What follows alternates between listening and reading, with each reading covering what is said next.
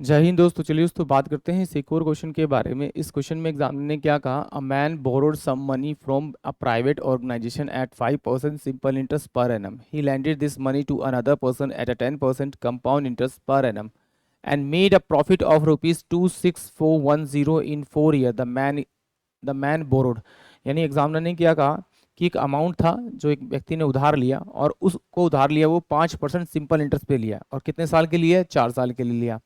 अब एग्जामिनर कह रहा है कि भाई उसी अमाउंट को उसने दूसरे पर्सन को दे दिया, कंपाउंड इंटरेस्ट पे दे दिया, और जो रेट ऑफ इंटरेस्ट था वो अब 10% था, बट जो टाइम पीरियड था वो सेम था। तो उसने अपना जो लेन देन किया ना, लेन देन करने के बाद भी ना उसके पास जो अमाउंट बचा वो कितना बचा? वो 26410 बचा।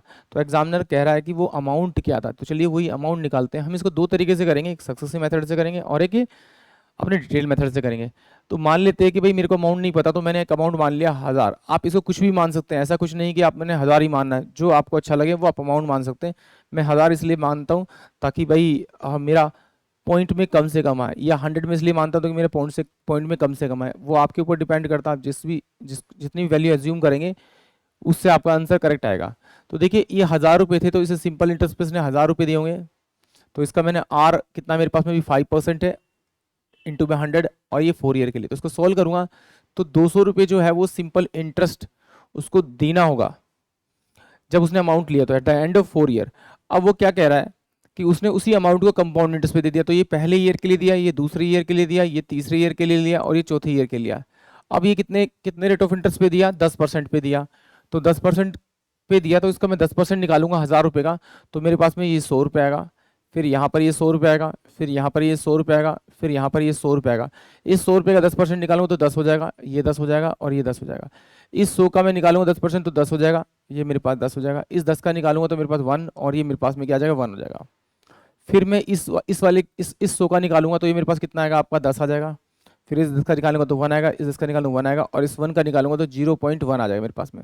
अब देखिए ये सिंपल इंटरेस्ट है और ये टोटल कंपाउंड इंटरेस्ट, तो इसमें से ये और ये, मतलब 200 रुपये अगर मैं माइनस कर दूंगा तो ये जो बचा हुआ जो अमाउंट है वो इसका प्रॉफिट होगा, और वो इसके बराबर होना चाहिए। तो इसको ऐड करते हैं हम लोग। तो ये कितना होगा मेरे पास में? एक दो 200, और ये 1 2 3 4 5 6 60, और ये कितना हो जाएगा आपका 4, और ये पॉइंट, और ये 1 हो जाएगा।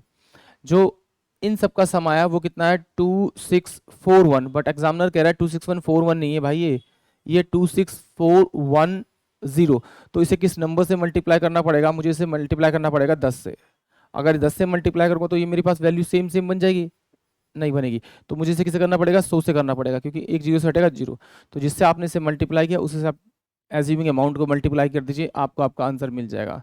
यानी कि 1 लाख रुपए जो होंगे वो उसके स्टार्टिंग अमाउंट होगा जो उसने उधार लिया होगा, यानी कि ऑप्शन जो डी होगा वो इस क्वेश्चन के लिए करेक्ट होगा।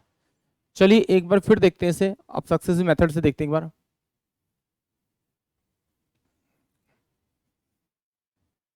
तो देखिए सक्सेसिव मेथड क्या कहता है, पहले आप 4 ईयर का टोटल इंटरेस्ट निकाल लीजिए, रेट ऑफ इंटरेस्ट निकाल लीजिए।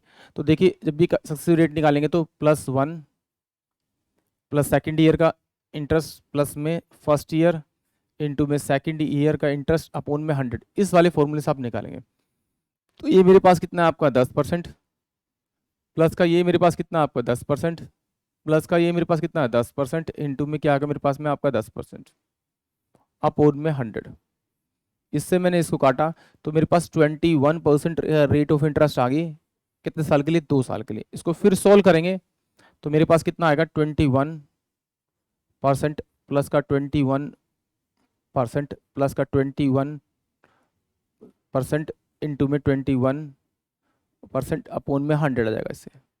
तो इसको सोल्व करेंगे तो कितना आएगा मेरे पास? 422 प्लस का 4.41% आ जाएगा। इसको जोड़ेंगे तो ये मेरे पास में 46.41% रेट ऑफ इंटरेस्ट आ जाएगा टोटल किस पे? कंपाउंड इंटरेस्ट पे। अब एग्जामिनर ने मुझे ये दे रखा है अमाउंट, और जो सिंपल इंटरेस्ट में दे रखा है वो कितना दे रखा है आपको? ये 5% था। 5% तक कितने साल के लिए था? 5 चौक 20, यानी कि 20%। तो क्या करेंगे आप इसमें से 20 में से माइनस कर देंगे आप डायरेक्ट। ये SI वाला था और ये CI वाला था, तो इसका डिफरेंस करेंगे तो कितना आ गया मेरे पास में? 26.41 परसेंट। तो इसको अगर मैं खोलूंगा तो ये मेरे पास कितना आ जाएगा, 1 2 3 4, इस वाले डॉट को भी मैंने हटा दिया, इजकल टू, ये बराबर किसके होना चाहिए, 2 6 4 1 0 के बराबर होना चाहिए। अब इसको मैं किस नंबर से मल्टीप्लाई करूँ, इसको मैं किस नंबर से मल्टीप्लाई करूँ ये मेरी वैल्यू बन जाए। तो इसको अगर मैं मल्टीप्लाई करूँगा तो मुझे मल्टीप्लाई किससे करना पड़ेगा आपका, यहाँ पर देखिए 1 2 3 4 और ये 5, इस 4 से तो मेरे 4 कट जाएंगे, ये 10 बचेगा, इसको 10 से मल्टीप्लाई करेंगे तो मेरी ये वैल्यू बन जाएगी। यानी कि जो टोटल आएगा मेरे पास में, वो जो अमाउंट आएगा वो 1 लाख रुपए आएगा। यानी कि ऑप्शन जो डी होगा वही इस क्वेश्चन के लिए करेक्ट होगा। आई होप आप सभी को क्वेश्चन समझ में आया होगा। जय हिंद, जय भारत।